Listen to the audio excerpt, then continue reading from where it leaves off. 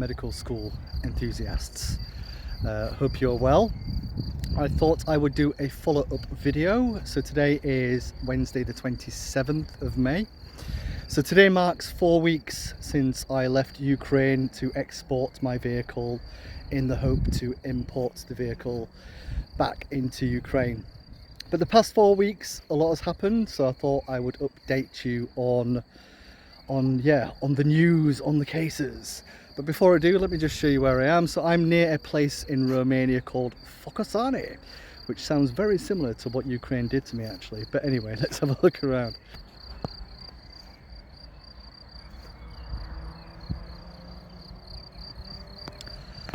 A dual railway and car bridge. So I'll keep this video short because the last one was 30 minutes long and I gave you a really good idea of the background and everything in terms of should you study medicine in Ukraine. So let's start with immigration. As mentioned, I had a court order allowing me to stay in Ukraine, to travel freely, to exit, to enter.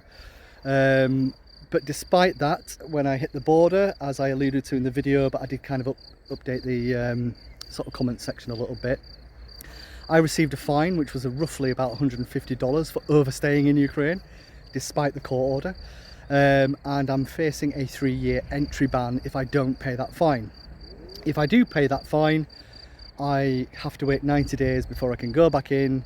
After my 90 days has reset, and then I can go back in on a tourist visa, which is ridiculous. So I asked for support with legal aid because before I left the country I contacted legal aid.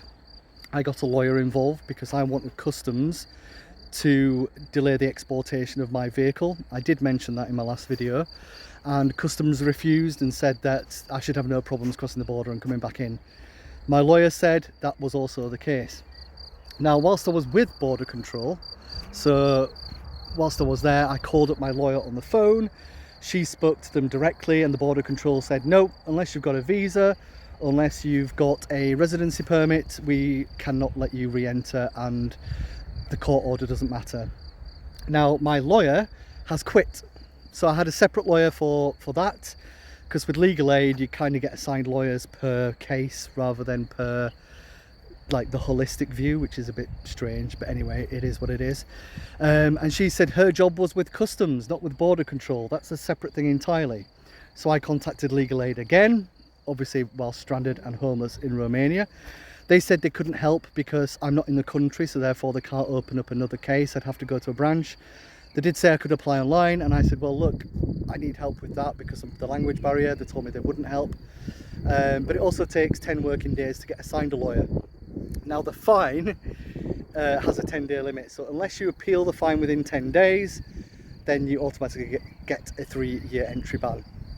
So anyway, I decided to do it myself. I found the court address, I filed the appeal, I got an acknowledgement. Now back to the Ukrainian 30 days appeal sort of thing. It's been 4 weeks, I've still not had a response to that. Obviously I attached all the documents, the communications with customs, I attached the court order allowing me to stay. So yeah, it's a bit ridiculous really. So they haven't even looked at it yet, so we'll see what the results are of that. But to get a 3-year entry ban and a fine when you have an active court order is beyond ludicrous. But anyway, we'll see what happens with that. With regards to the forgery, so I visited the police 3 weeks prior to me leaving Ukraine. They told me that because I'm a witness, for some strange reason with their criminal prosecution code, a forgery you're classed as a witness until proven otherwise. I wanted to give my handwriting samples to them. They kind of said, oh, don't worry, we can do it, you know, when you're abroad, when you're traveling, we can post it to you. And I said, no, we're going to do it here and I want you to witness it. So I forced them at the time to actually take my handwriting samples. Now I asked for an update. I wrote to the police and they replied back saying they've actually put it in writing now, so I've got an official document from the police saying they can't give me any updates on the handwriting samples. They can't update me on the case at all. I don't have any rights because I'm not a victim. But of course, if my forgery comes back and I become a victim, then they can share information with me. The thing is, obviously, that ties in with everything else. Now, if it comes back inconclusive, or whatever it'll come back with, personally, I don't think the police are going to investigate. It's been going on since I discovered the forgery in August last year.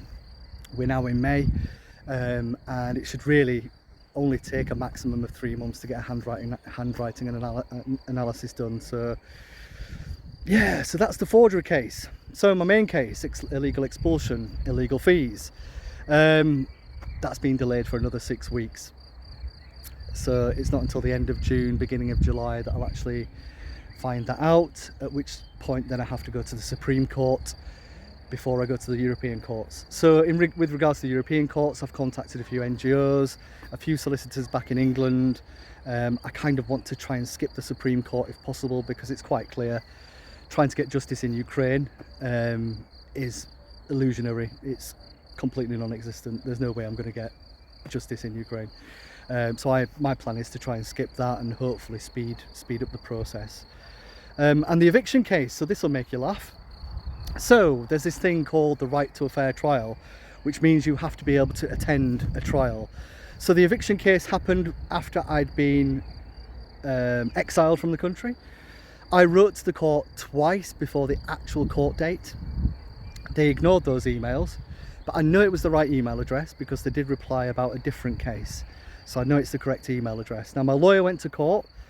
I said to him, look, we need a postponement. I can't be there. I've been exiled from the country. Your state is physically preventing me from attending my own trial. But guess what? The court went ahead. And now I have an email from my lawyer, my Ukrainian lawyer, who said the right to fair trial is not absolute in Ukraine. But he did agree with me, but he said it's not an absolute concept.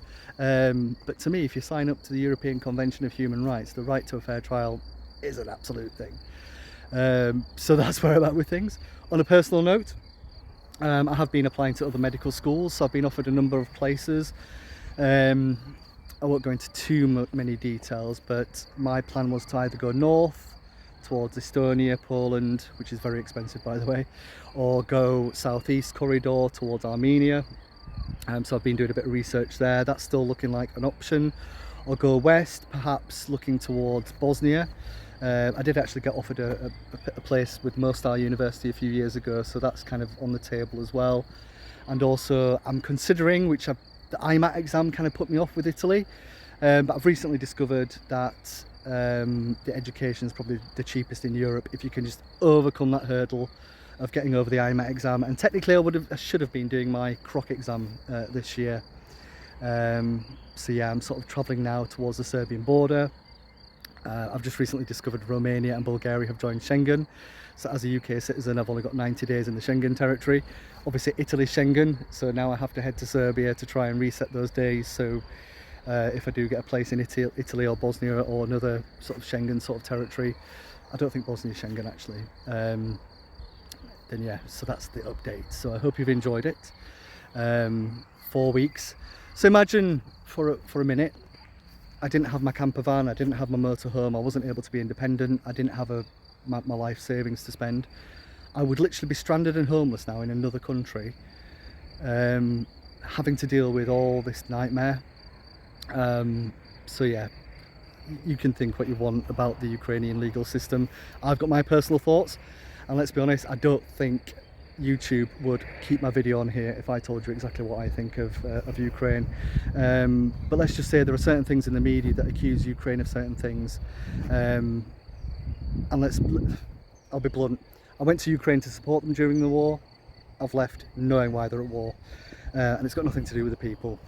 But yeah, I hope you've enjoyed this short update video, and if you've got any comments, you don't need to like or subscribe obviously, but if you've got any comments or you want any questions, if you I know I've shared this video with some of the legal entities in England and also the human rights sort of people. So if you are viewing this video and you want specific documents or you want more information for the case that obviously will gear up over the next couple of years, then give me a shout. But from Romania, all the best, and yeah, I'll give you another update at some point if there's any more development.